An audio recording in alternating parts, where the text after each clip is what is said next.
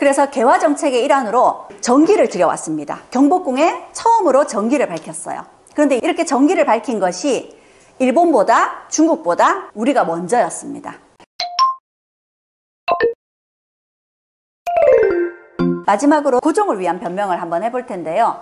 조선을 망국에 이르게 한 많은 비판을 받는 인물이기도 합니다. 신변의 위협과 일본의 압박이 심해지자 경복궁 궁궐을 버리고 러시아 공사관으로 피신을 하기도 했던 인물이죠. 왕이 끝까지 궁궐을 지키면서 나라 일을 책임을 져야 되는데 이렇게 궁궐을 버리고 남의 나라 공사관에서 무려 1년간 숨어 지내다시피 했었습니다. 그리고 끝까지 을사조약을 체결하지 않으려고 도장을 찍지 않고 버티긴 했었지만 결국 을사조약을 막지 못하고 이후에 국권을 빼앗기는 수순을 밟게 됩니다.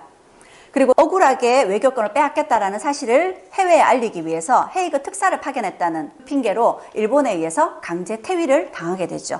일본에게 점점 나라를 빼앗겨가는 상황에서 자신이 끝까지 책임을 다하지 못하고 결국 쫓겨나게 됨으로 인해서 그 막중한 책임을 아들에게 넘기게 됐죠. 그런데 고종도 막지 못한 이 상황을 당시 순종이 감당하기는 힘들었을 겁니다. 이렇게 고종은 조선 패망에 책임을 진 실패한 군주로 평가받고 있습니다.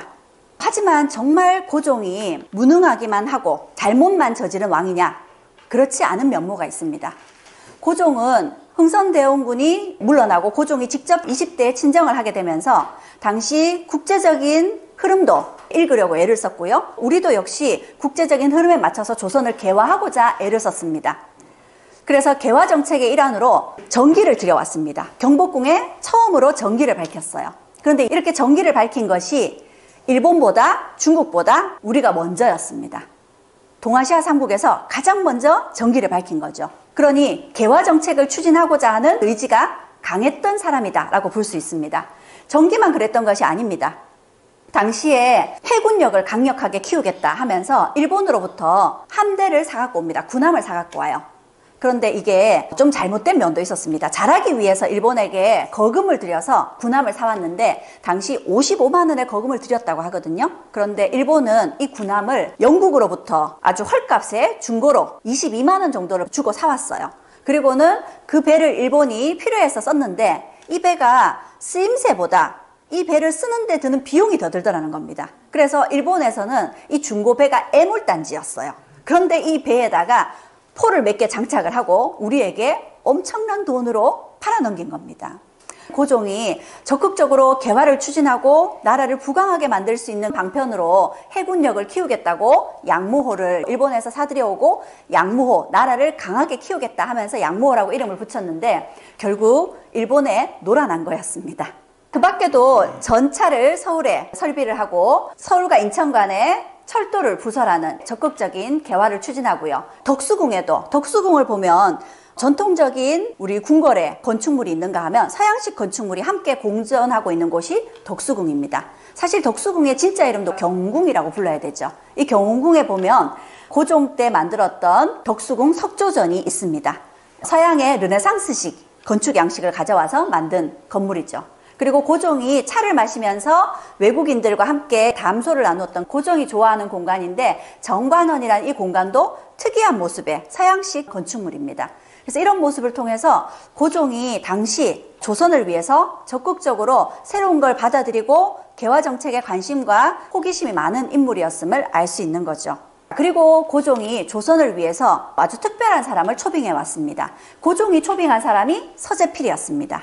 서재필은 당시 미국에서 공부를 하고 성공을 거둔 인물이었는데 서재필을 당시 중추원의 관원으로 초빙을 해와서 조선을 위해서 능력을 써달라고 부탁을 합니다.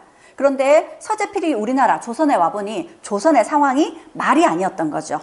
우리나라에 돈이 되는 이권들은 서양 열강이 다 뺏어가고 조선의 백성들은 너무 무지한 모습이었습니다. 그래서 서재필이 세계가 어떻게 변화하고 있는지 조선의 백성들이 알게 해야 되겠다 해서 백성들이 읽을 수 있게끔 독립신문이라는 순한글로 된 신문을 만들고요.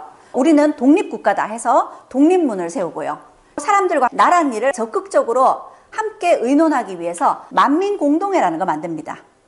그리고 이 만민공동회에서는 나라 일에 대해서 함께 듣고 누구든지 말할 수 있는 기회가 주어지는 토론의 장이었습니다.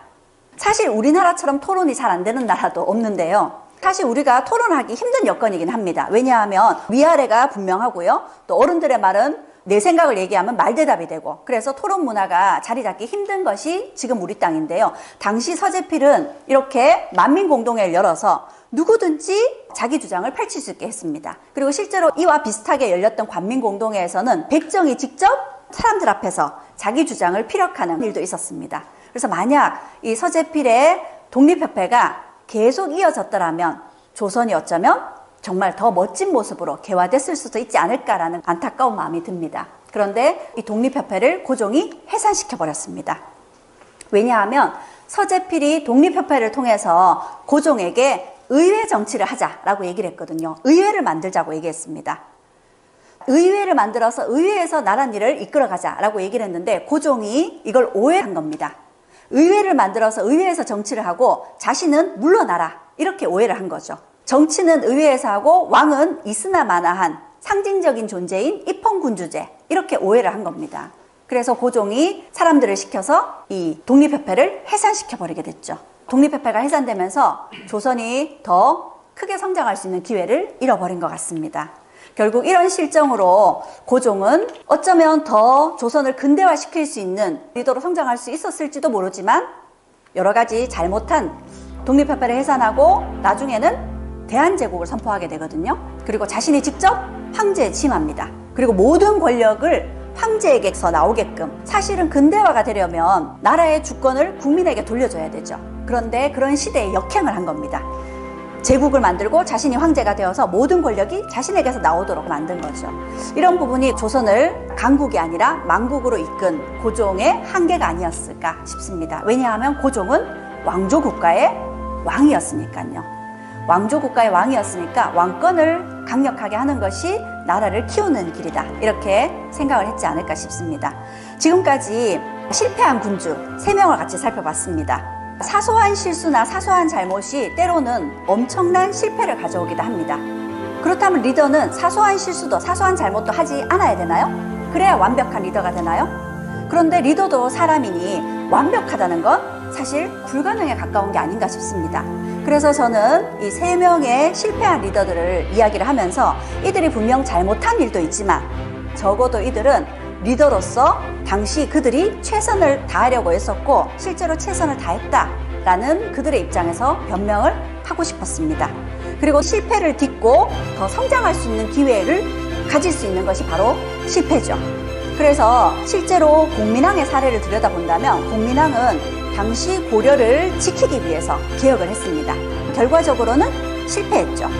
하지만 공민왕이 개혁을 추진하기 위해서 길러놨던 인재들, 신진 사대부라든지 신흥 무인 세력들이 결국에는 실패로 끝난 개혁을 다시 일으켜 세웠습니다.